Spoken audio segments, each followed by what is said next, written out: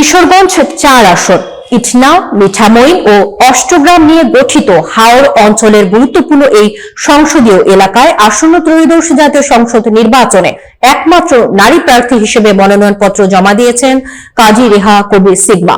কিশোরগঞ্জ প্রতিনিধি মোহাম্মদ নিজামুদ্দিন জানান, রবিবার তিনি জেলা প্রশাসক ও রিটার্নিং কর্মকর্তা মোহাম্মদ আসলাম মোল্লার কাছে আনুষ্ঠানিকভাবে মনোনয়নপত্র দাখিল করেন।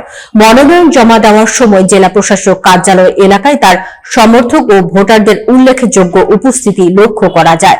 একমাত্র নারী প্রার্থী হিসেবে তার অংশগ্রহণ হাওর অঞ্চলের রাজনীতিতে নতুন মাত্রা যোগ করেছে এবং সাধারণ ভোটারদের মধ্যে ব্যাপক আলোচনা তৈরি করেছে।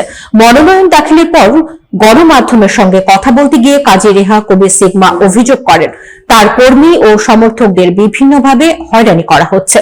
তিনি বলেন, জনগণই তার প্রধান শক্তি। প্রশাসন যদি নিরপেক্ষ থাকে এবং সবার জন্য সমান সুযোগ নিশ্চিত করে, তাহলে নির্বাচনে তার বিজয় সুনিশ্চিত হবে বলে তিনি আশাবাদ ব্যক্ত করেন।